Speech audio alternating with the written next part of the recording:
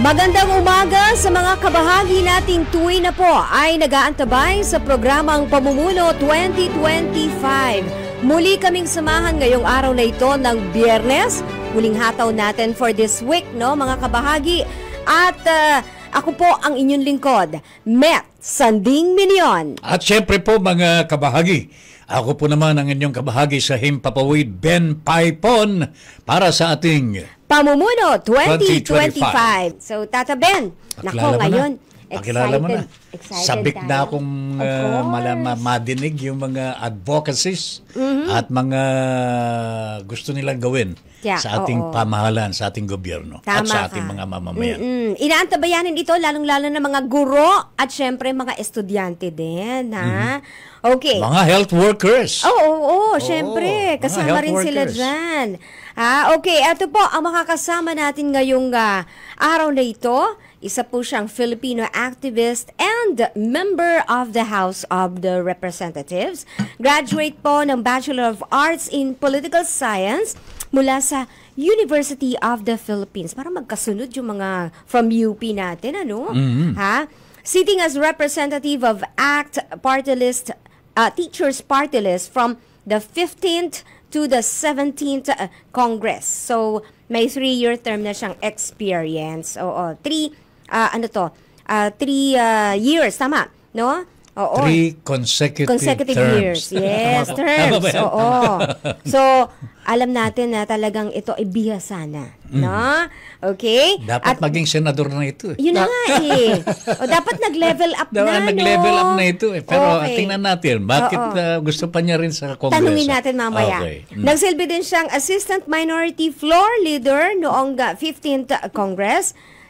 Siya po ay ang National Chairperson ng ACT from 2002 hanggang 2012.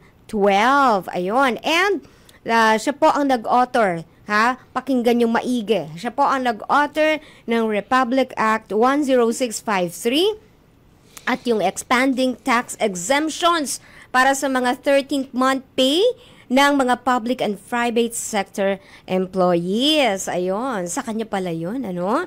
Kaya na-exempt. Okay? Strongly advocated for salary hikes for public school teachers.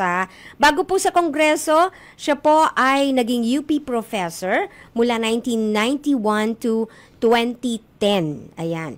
And siya po ay ang presidente and first nominee ng 21 ACT Teachers Party List. Ayan. Ang ating pong tinutukoy. And now, the first nominee, ha? Para sa Health Workers Party List. From teachers. ACT teachers po. ACT teachers pa rin. ACT So, teachers hindi pa rin. health- Hindi po. Tuloy pa rin. Tuloy pa rin siya. Alright. Okay. Ang Correction, ating pong, please. Ayun. Okay. At least, So, nalinaw ipakilala natin natin. agad. Eto na ho. Yan. We're happy to have him, ha? Si Congressman Antonio Tino. Ayan. Maraming salamat. Magandang umaga po, Tata Ben and Met. Yes. Maraming salamat po sa pagkakataong makasama kayo rito. Yan. Ayan, magandang umaga and welcome to the program, Pamumuno 2025. Alam ko pong marami po kayong napupuntahan na po. Not only as congressman already of the Republic of the Philippines, but ito nga pangangampanya po natin ngayon, talaga kitang-kita na po ninyo ang kalagayan ng ating mga kababayan, especially in the provinces. Ano po ang karanasan po ninyo ngayon? At up till to this time, lalo na po ngayon. Kayo po, ito Nueva Ecija, di po ba? Tinyo Tinyo family. Yung lolo ko po. Okay. So, Nueva Ecija, mga Tinyo yan eh. Okay, now, sa Nueva Ecija po, Congressman, nagsimula itong problema po sa sibuyas. Ito muna ha. Kasi ito yung talaga sa tiyan ng ating mga manggagawa, mga magsasaka. Tama. What is happening there? Well, yung problema naman, di ba, every year halos, either tumataas ang presyo ng sibuyas, recently kamatis, minsan bawang, and of course, bigas, no? So, ang problema talaga natin ay yung kakapusan ng pagsuporta sa sarili nating mga magsasaka at mabigat na pagdepende sa importation. No? So nagsimula yung problema natin nung 1990s nung pumasok tayo sa GATT, WTO. Tapos nag-commit tayo na tatanggalin natin yung mga restrictions sa pag-i-import. No? So diyan na nagsimulang dumagsa ang mga murang gulay at iba pang produkto, pati na bigas sa ating bansa. Tapos samantala hindi naman binigyan ng sapat na suporta ang ating mga magsasaka. No, una-una na yung problema ng land reform, walang sariling o hindi pag-aari ng mga magsasaka yung lupang sinasaka nila. Tapos walang kapital na available. So kaya hanggang sa kahit pa ngayon meron pang mga araro pa rin at kalabaw, no? Oo nga po. Hindi pa fully mechanized, kaya bababa ang productivity. Kaya ayan, yan ang basic problem. Tapos idagdag mo pa yung dahil mahirap ang mga magsasaka, nandyan yung role ng mga middleman na nagpapataas ng presyo. Tapos nandyan din yung realidad ng smuggling at saka manipulation ng mga presyo. Yan ang mas mabigat. Opo. Na actually may sabuatan ng mga importers at ito napakita na to kahit nung nasa kongreso pa ako noon nag-i-investigate na kaugnay sa presyo rin ng sibuyas, no? Meron talagang cartel. Tapos nakaka-manipulate sila dahil may kasabwat sila sa DA mismo, sa Department of Agriculture. So nakokontrol nila yung timing, yung volume ng ipapasok, kung kailan ipapasok ito, at dahil doon namamanipulate yung presyo. Usually pataas. No? So yan ang maraming mga problema na lahat yan kailangang tugunan para makamit natin yung gusto ng bawat Pilipino, which is mababang presyo ng bigas at ng mga gulay katulad ng Congressman, kamatis, sibuyas, etc. Identified natin yung problema, no? Na-identify na natin Nakita na po natin.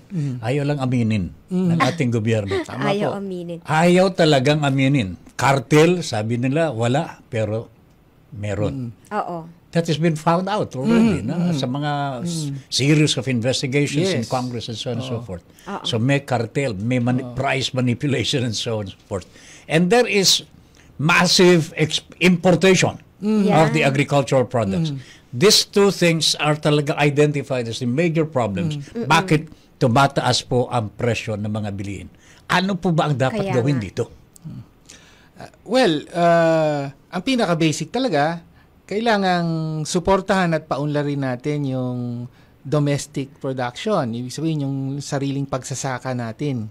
No? So, ang basic pa rin yung land reform talaga. Di po ba nagpabigay na po si Mr. Marcos ng mga titles? Nagpapamigay, pero marami sa mga na land reform, actually,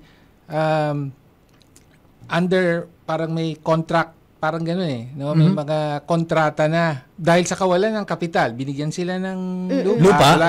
Wala ng kapital. Okay, papasok yung mga negosyante. Negosyanteng nangongontrata. So basically, tali na sila ron. No? My goodness. So, tapos, in the end, ang pangamba natin, dahil sa kawalan ng suporta nito, ngayong binigyan na sila ng titulo dahil nga doon sa New Emancipation Act. No? Ang mangyayari lang yan, dahil bauna sa utang ang mga magsasaka natin, mapipuwersa silang ibenta rin yun. Ngayong may titulo na sila, mas madali nang ibenta. Ganun pa rin, mapupunta pa rin sa mga reconcentration, mayayaman. Parang gano'n, reconcentration na naman to ng lupa. Tama, oo. Pero kung ito... Tapos conversion, susunod dyan, land conversion. So, alam nyo na, i-develop na yung lugar.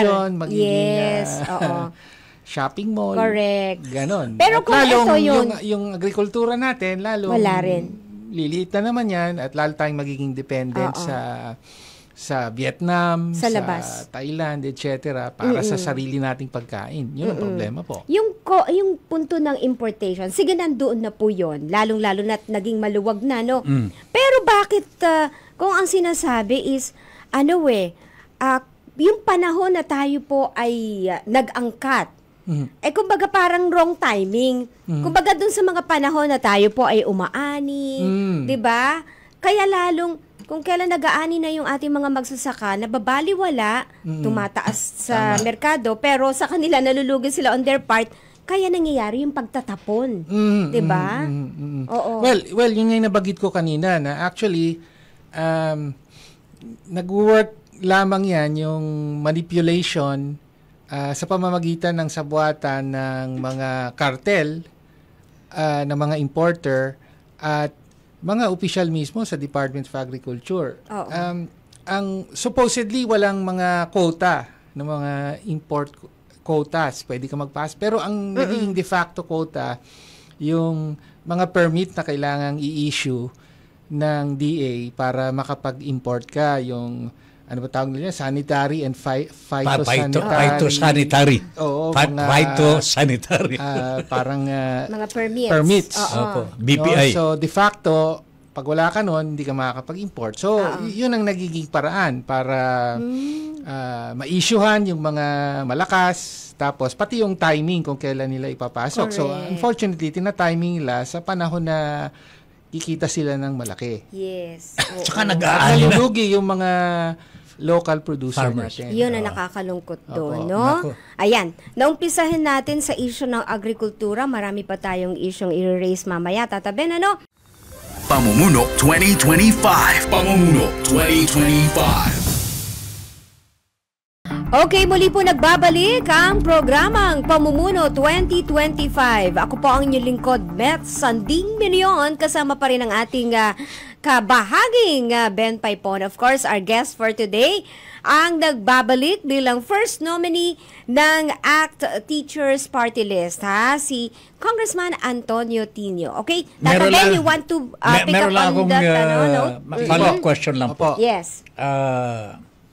Nababanggit kasi mga smugglers pati cartel. We do not have names. Kailan po namin malalaman ang mga pangalan ng mga ito? Actually, Pwede po ba ninyo pamahalaan yan na Congress? Hindi ko hawak yung mga listahan yan. Pero actually, kung babalikan niyo yung records ng mga congressional hearings, kahit, sabi ko nga, nung panahong nasa kongreso pa ako, hanggang sa ngayon, kasi yung Congress ngayon, sinusubaybayan natin, naglulunsad, meron nga silang tinatawag na Quintacom. No? So kung may Quadcom, meron naman Pinagsama-samang committee. Sama-sama. Opo. Kasama yung Committee on Agriculture at iba pa.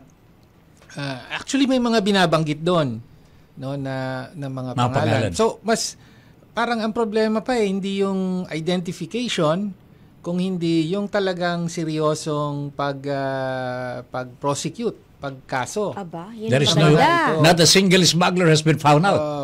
Opo, no. So, o kung may mga nakasuhan man, hindi natin alam kung ano na nangyari sa kaso. Alam ko nung time ni former President Aquino, si Secretary Laila De Lima nung DOJ pa siya. Nag-file ng cases against ano ba to?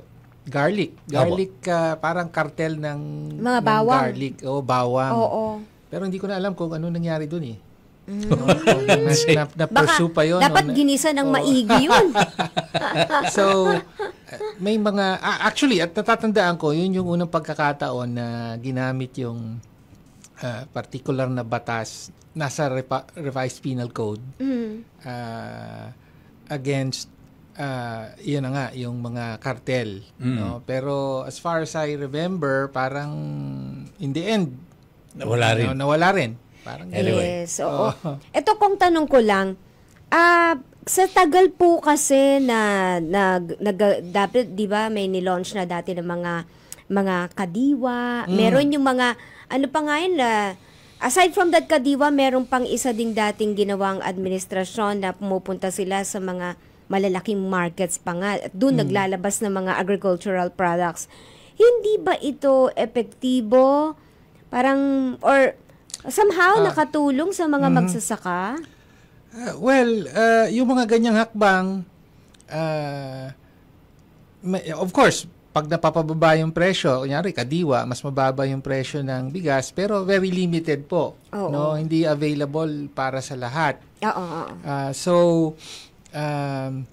Yun ang problema sa mga ganong intervention. So, ang kailangan talaga ay kailangan available ang mababang presyo ng bigas sa lahat. At yan nga yung pangako naman ng administrasyong ito, ng Pangulong ito, di ba? Pero parang hindi na yata mangyayari yung sinasabing 20 pesos per kilo na bigas. Pero posible pa rin nga. Kaya lang, kailangan ngang tutukan yung binanggit natin kanina. One, talagang yung land reform na may suporta sa magsasaka. No, yung binanggit ko kanina, namimigay ng titulo pero kung baon na sa utang yung farmer, magsasaka, ay eventually bebenta rin 'yon. No? Yes.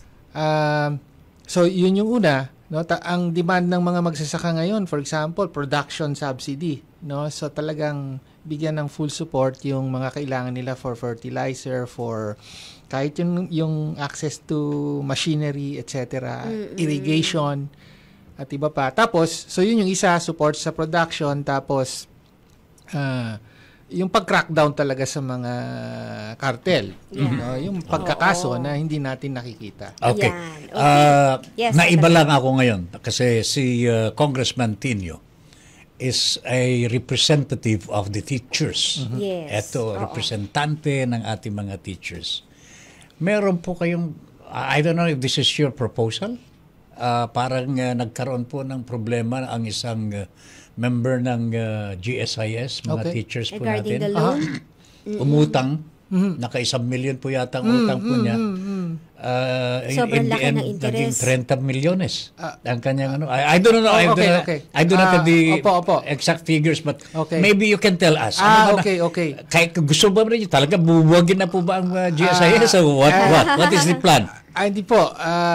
Yung mahirap basta buwagin ng GSIS. I know. Sabi nga maraming magagalit pagka binuwag ilang yun. dekadang pondo ng mga empleyado ang nandyan. So hindi madaling humiwalay doon or buwagin yun. Ano? So kailangan talaga ayusin yung kasalukuyang sistema. Ngayon maraming mga problema ang mga members. At kasama dyan yung mga public school teachers, silang pinakamarami sa civilian or sa bureaucracy, sa buong burokrasya. Mahigit 800,000 ang mga public school teachers lahat natin. Din yan, out GSIS. of around 1.3 or 1.4 million government employees. Yes. Okay, so yung may kaso po, yung isang teacher namin na member ng ACT na very typical, no? Ibig sabihin, many years ago, ubutang siya sa GSIS, pero dahil sa maraming dahilan, isa na yung problema sa billing. Yung pagkaltas ng GSIS, hindi nabayaran, hindi nagtuloy-tuloy yung bayad sa utang niya. And then, Ngayon malapit interruptions. May mga interruptions. Nagkaroon ng interest yun. Ngayong malapit na siyang mag-retire, nagtanong siya sa GSIS, ano na status ng kanyang loan. Membership or loan. Sabi sa kanya, yung utang niya noon na 120,000 ay dahil sa mga interest and surcharges, penalties, etc., 1 million pesos na po. What? Really? So, kaya sabi, nung una siyang lumapit, sabi, well, kung gusto nyo, mag-loan uli kayo, pero 15 years to pay ka dyan. Ibig sabihin, kahit retirado na siya, magbabayad pa rin. Saan naman niya kumukunin yun? Very typical po yung problema na yan sa GSIS. No? Pero, in 2023, nagkaroon po ng Supreme Court decision, yung Aclado versus GSIS. No? Ang importanteng sinabi dito ay, sabi sa GSIS ng Supreme Court, sobrang taas ng pa-interest nyo sa mga utang ng membro nyo. Correct. Unconscionable, unacceptable, etc. So, dapat babaan. No? Unfortunately, yung GSIS, naka-motion for reconsideration pa yan, hindi pa nila tinatanggap. No? Kaya hindi pa final and executory yung decision. However, tayo sa ACT teacher, sabi natin, kahit pa hindi pa final and executory yan, dapat ipatupad nyo na yung pagbaba ng interest rates. Fortunately, ito, tumugon ng GSIS, last December ay naglabas sila ng bagong patakaran na binababa ang interest rates. Ayun. No? So, kaya yung teacher natin na 1 million ang utang, magkano na? based on the new computation, 375,000 Pero malaki pa rin. na lang po. 375. Malaki pa rin, pero malaking bawas na yun. Correct. Para sa Oo. kanya. Oo. No? So, tama yung sinabi nyo, para sa atin, malaki pa rin yun. No? Yung original utang, 120,000. Kaya, nagbabayad na yan eh. Oo. So, ayun po, importante yun. Malaking relief ito, no?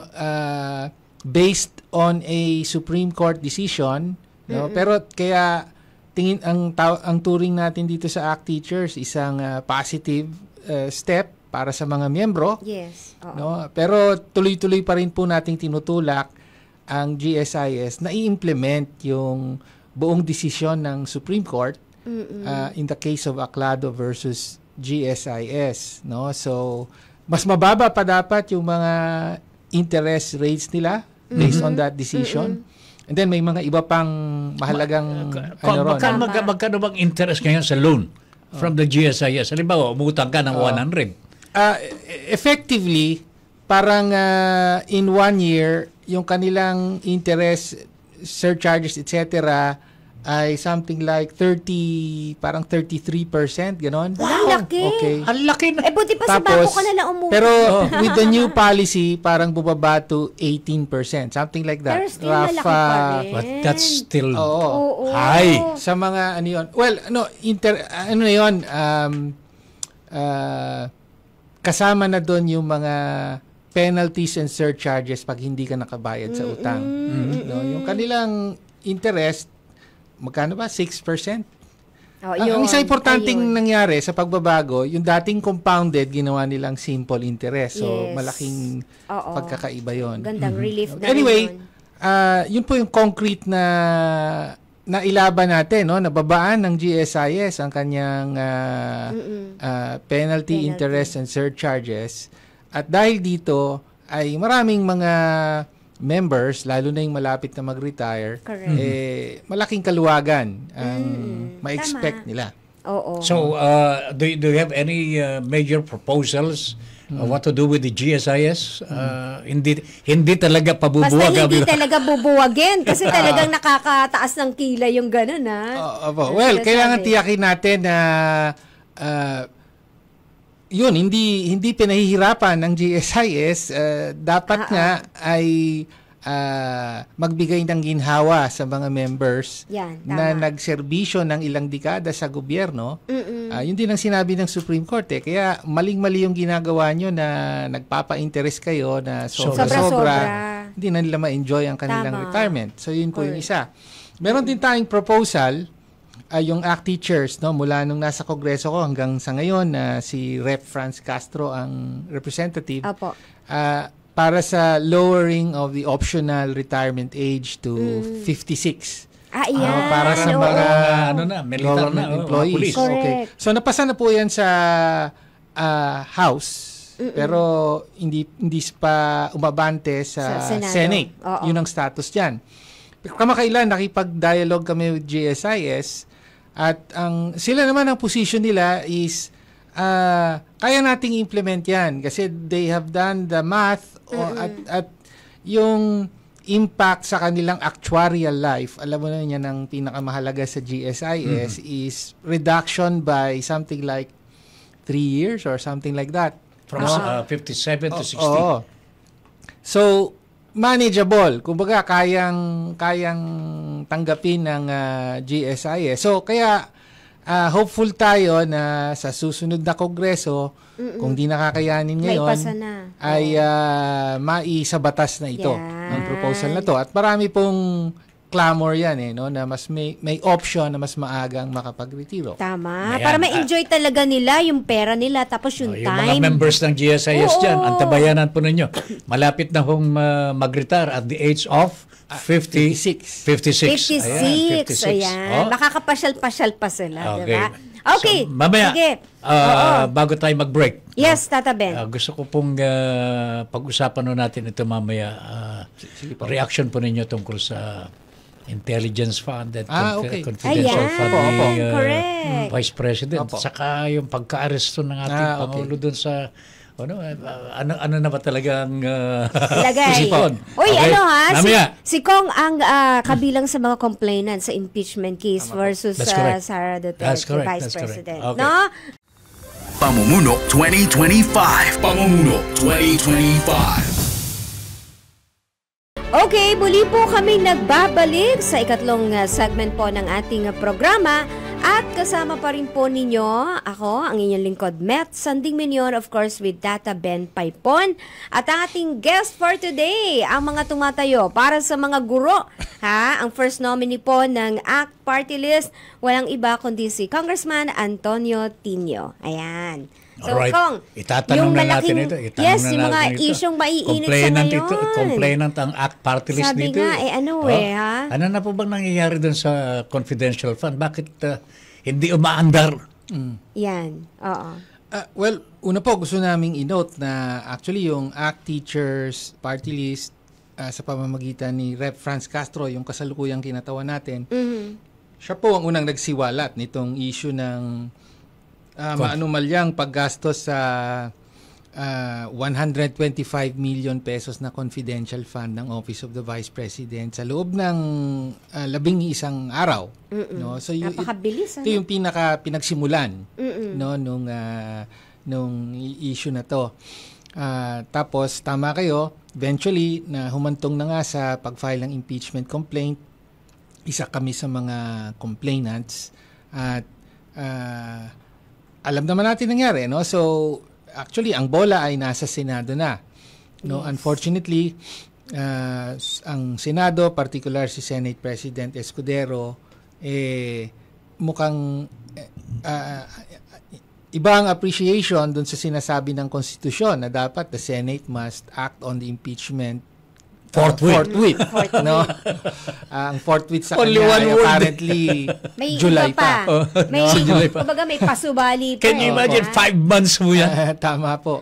No, so well, nandyan tayo ngayon. So patuloy pa rin naman na nagtutulak ang mga complainants na gumalaw kaugnay dito sa impeachment complaint. Oo. Kayo po ba naniniwala doon sa lumalabas po ngayong mga balita, Congressman Tinio, sir, na yung mga official receipts ni VB Office of the Vice President meron pong mga ibang mga pangalan na naman.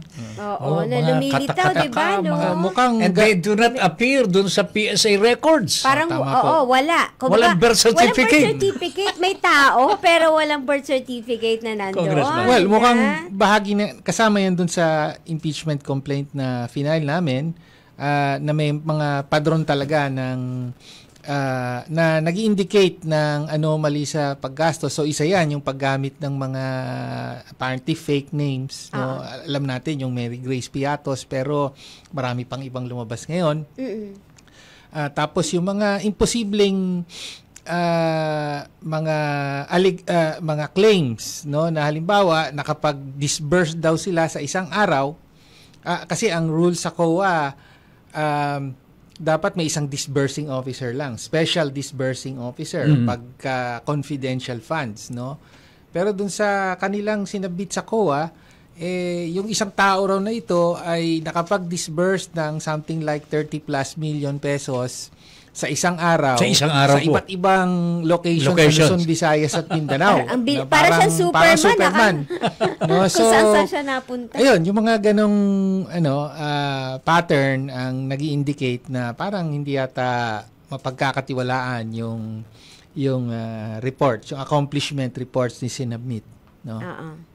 Yung po bang July 30 na schedule na ibinigay po ni Senador Chis Escudero. Alam po natin, delayed na po yan. I mean, is there any effect on the impeachment trial itself, no? Aabutin po yun ng siguro, I don't know how long the trial will take. So if July 30, umpisan po ang trial, gaano ka, iba na po ang mga uupo dyan. of course, yung bago ng composition, both ng Congress, ng House, at saka ng Senate. No? Tapos yung sa timing, that is siguro mga 1 week after the SONA, yung pagbubukas ng bagong Kongreso. At siguro para sa Senado, ang tinatarget nila ay, kasi right after SONA, yung House, ang aasikasuhin niyan yung budget, yung national budget. No?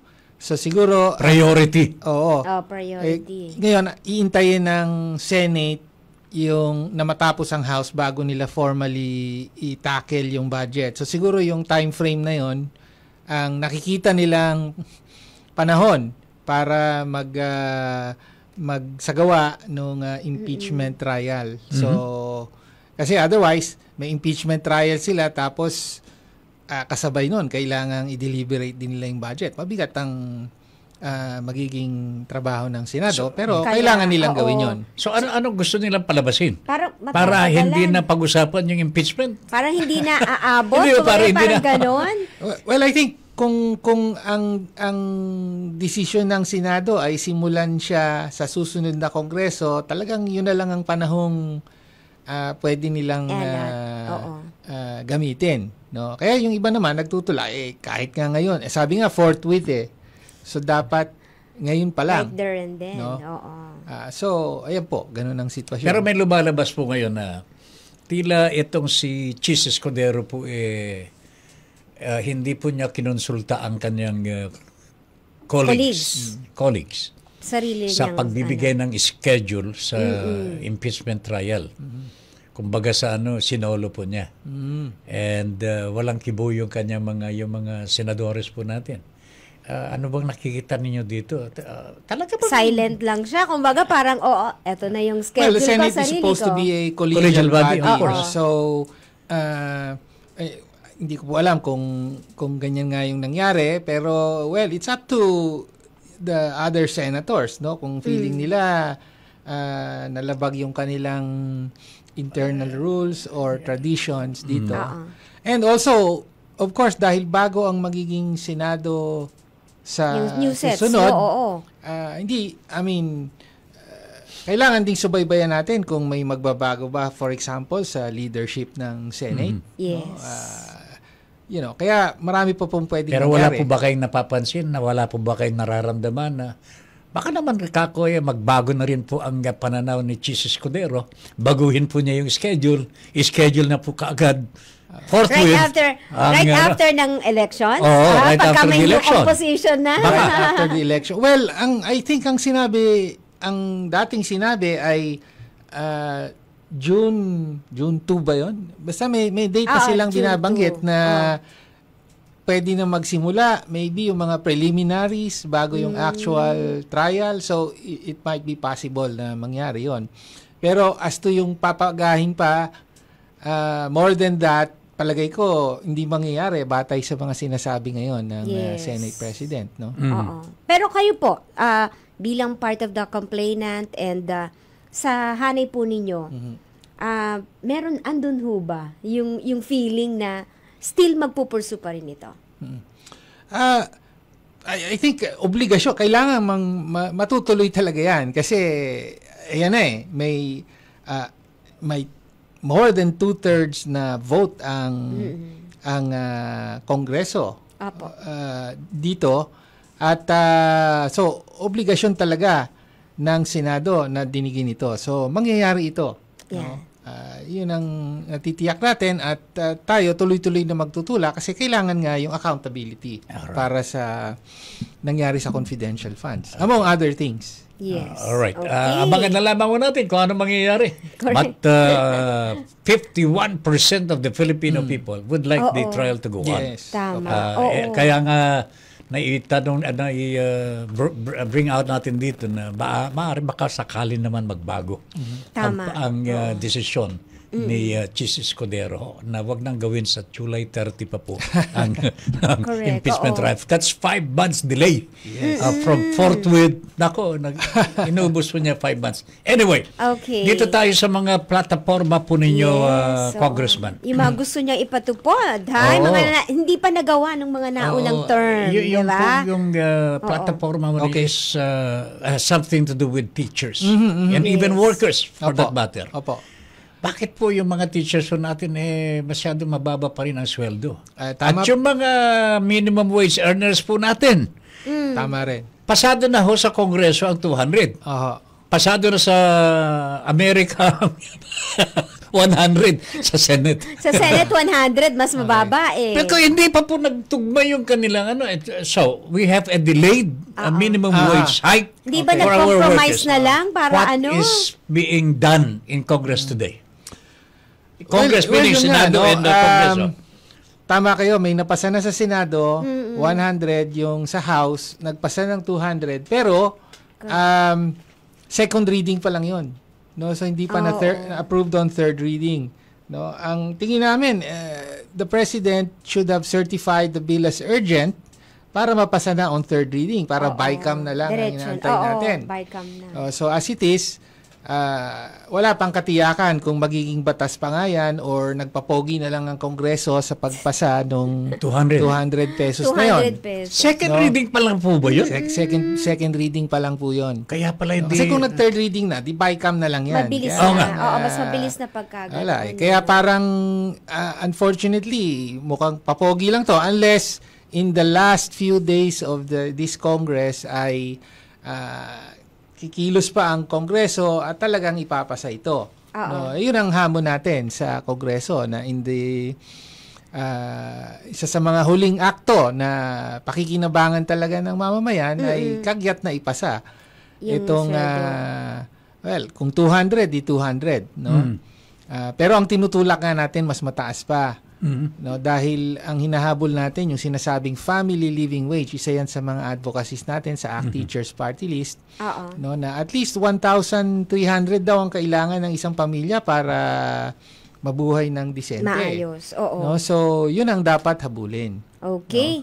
Sige, so may isusunod sana ako mga binabanggit na mga eskwelahan na walang principal, 'di ba, no? Pamumuno 2025. Pamumuno 2025. Bakit hanggang sa ngayon nakikita ko sa aming lugar, yung area namin ni Tata Ben, meron pa ring mga forms nakalagay DSWD. Pero ang in charge doon ay mga tao ng mga konsehal. 'Di ba? Kongresista. Oo, mga kongresista. Ay, kongresista. Oo. Bakit ganun? Yan po yung tinatawag nating hidden pork barrel, no, na kahit na nagkaroon ng decision no na yung against abolishing the pork barrel, so ang ginawa lang po ay gumawa ng paraan ng Kongreso, tinago yung pork barrel, pero hanggang ngayon nandyan pa rin. So kaya nakikita natin na supposedly pondo ng DPWH, pero ang may say sa pamimigay ay yung mga kongresista, senador, etc. Oo. No, Kaya- DSWD. Congressman, yan po, DSWD. ginagamit ngayon Kayo po for ba meron din yan? influence. Wala po tayo niyan. No? Kailangan niya ng maraming tao pagka ganun. Ganon talaga? Oo. My goodness. Okay, sige. Eto na. Tata Ben, bibigay ko na sa iyong pagkakataon para tanungin ng matindi nating question itong ating guest for today. Kayang-kaya po ito sapagkat ginagawa na nila Ay, yan. tama naman. Alright, Oo Congressman naman. po. Simple lang naman po ito.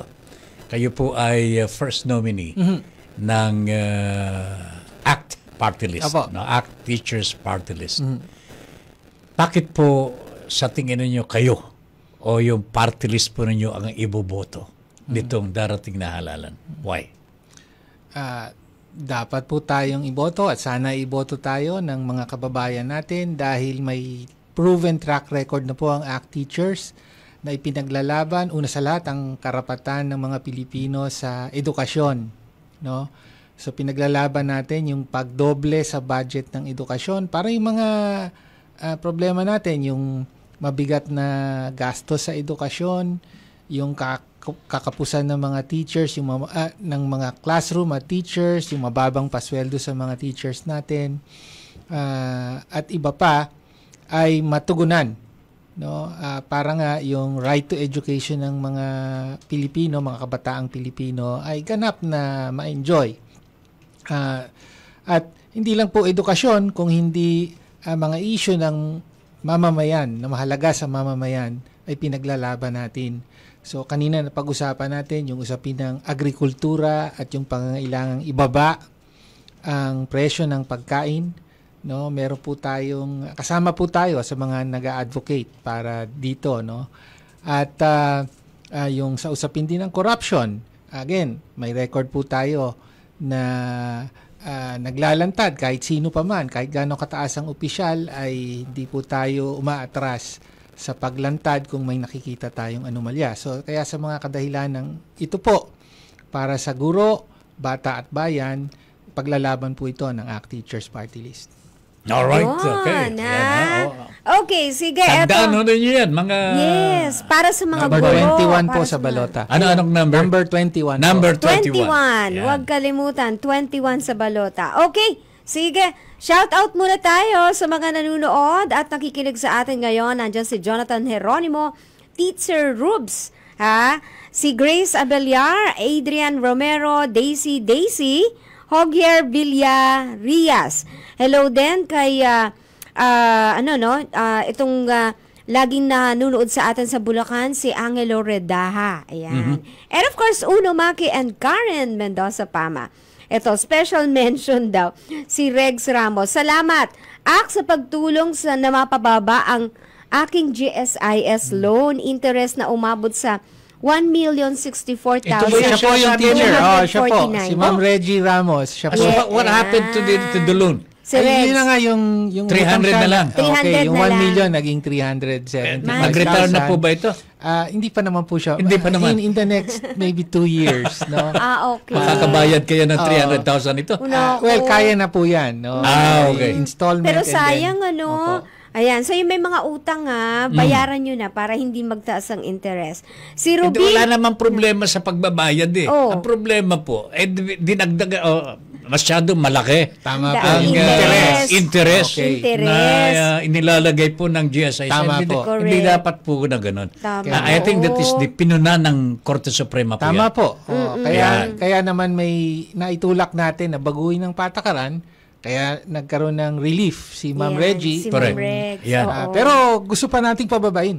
Ayan, Tama. dapat lang. Dapat lang, di ba? Opo. Yun, tutukan Okay. natin yan. Si Ruby Magbanwa. Ayun. Hashtag 21 ACT Party List, Teachers Party List, proven and tested na mga boses ng guro at ng sambayanan. Thank you very much po. We have question here from Caril Renya. Ano po ang inyong pananaw sa K-12 system? Maraming mga magulang, kasama na ako doon. Ang sana po pwede bang alisin na ito? Kasi parang nahihirapan, parang dagdag pahirap sa mga estudyante and even sa mga magulang. Well, laging, Ano sa tingin nyo? Kahit noon po, nung unang tinutulak ang batas na ito, tutol tayo sa K-12. Well, isang dahilan nga, pabigat ang tingin ng mga kababayan natin dito. So, kailangan ng education, ang inilalaban natin ay maging ganap na libre ang edukasyon, no? So, kaya kailangan may sapat na budget tayo dyan. Hindi lang usapin ng walang tuition, kung hindi yung mga iba pang gastusin from yung transportation, malaking gastos po yun. Yung mga meals, lalo na sa mga mahirap na kababayan natin. So, kailangan may budget para dyan. Tapos, yung content mismo, kailangan baguhin natin. No, na ngayon, talagang ang disenyo ng K-12 para makapagtrabaho abroad, mag-export tayo ng ating mga manggagawa. That's the design eh. Yun ang disenyo. Kaya ang kailangan nga natin ay paunlarin yung sarili nating ekonomiya, at sanayin ang mga estudyante natin na makapagtrabaho dito sa loob ng bansa. Correct. No? So, ganun po. Si Aldrin, may question dito. Ano po ang stand nyo sa paano kalang tanggalin po ang history sa mga minor subjects sa college? Talaga ba? Well, talagang binawasan na po ng husto yan. Oo. No, kahit sa basic education, sa parang grade 4 na lang yata tinuturo ang Philippine history. Tapos sa high school, wala na. Wala na. No, tapos ngayon, pati sa kolehiyo, ganun na rin ang direksyon. Dahil ang gusto talaga ay bawasan ang history, ang mga panitikan, ang wikang Pilipino. Kasi gusto rin nila mas marketable na mga skills para sa global labor market. Ayun na nga, nawawala na yung paghuhubog ng pagiging Pilipino. Yan. Mabuti pa yung mga inchik. Talagang tinutulak nila na palaganapin ang kanilang kultura. Ito maikli. Tayo. Oo. Maikli na lang ito. Si Joanne Yu, how about yung sinasabing plano daw po mawala ang lump sum? Ng 18 months na lang daw po sa mga magre-retirong guro. Meron bang ganun? Mawala? Oo. Lump sum? Mawawala na raw po. Yung lump sum. Siguro retirement pay. Oo. Oo. Yung lump sum na buo. Yung isang kuhanan. Isang kuhanan na lang. Kuhanan. I think option pa rin yan, pero I think mas practice ng GSIS, ina-encourage yung mga magre-retirang membro nila na kunin yung 18 months. Kasi halip na lump sum. Siguro sa tingin ng GSIS, well, para kasi yon 18 months tapos may pension ka. As against the lump sum na isang buong bulto ang makukuha mo. Tapos maghihintay ka ng ilang years. Pero pag naubos yun, wala na. Okay. So, oo nga. I think, if I'm not mistaken, nandyan pa rin yan. So, kung gusto mag-insist ng member, ay pwede pa rin niyang makuha. So, option niya yun. Okay. If the option of the retiree is lump sum, dapat ibigay. Tama. Oo. Kung magpapagawa ng palasyo upon retirement. Kaya negosyo, diba? Kasi mawawala na siya. Oo. Anyway. Okay, so, naging malaman ang ating talakayan at I'm sure marami mga kabahagi natin na nag-enjoy and at the same time natuto dito sa ating discussion, Tata Ben. At sana ho, Congressman, alam po namin na medyo mabigat ang laban talaga. No? But, totoo po yan. I'm pretty sure sa mga nakikinig po sa atin ngayon, nakikita po nila na may pangangailangan talaga ng pagbabago ng leadership, not only in Congress, but even in government at this point in time. Opo. Kanya hangad po namin ang tagumpay po ninyo. Maraming salamat po. Mangginawa na tumulong sa good luck sa inyong laban. Pilipino. Thank you. Lalong-lalo sa Nueva Ecija po. Opo. Diyan lang gagaling yung mga agricultural problema products ng mga magsasaka natin. Di ba? So, meron pa ba kayong huling sasabihin sa ating mga kababayan? Sana po masuportahan ang number 21 ACT Teachers Party List, ipaglalaban ang pagtaas ng sweldo ng mga guro, pagtaas ng budget sa edukasyon, at ang kapakanan ng nakararaming mga Pilipino. Alright. Yun. Thank you very much, sir. Thank you Thank po. We wish you all the best at sana po magkita tayo muli sa Kongreso. Thank you. Okay, the Salamat. next time na guest natin, balik Kongreso. Kongreso na. Yeah. Okay, so maraming salamat sa mga sumama sa atin dito sa ating isang oras na naman na talakayan. And babalik kami syempre sa Monday na. Yan, ano? At meron naman tayong itatampok na tumatakbo ngayong halalan. Ako po ang inyong lingkod. Ay, by the way, happy birthday, Tata Ben. Sino? Happy birthday, Tata Ben. Bago ko makalimutan, Tata Ben, happy birthday! Happy birthday po. Okay. Thank you. Magkasunod sila ni Aldrin. Di ba na Aldrin? Okay.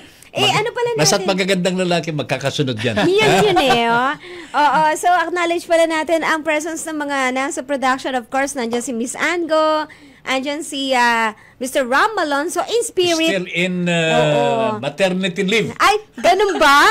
Ramo, nasa maternity leave ka daw. Si Fiana Sweet Ferrer, of course, and si Serge Magat. Nakasama rin natin sa production. At syempre po, pasalamatan natin ang ating mga estudyante from the Lyceum Philippines University.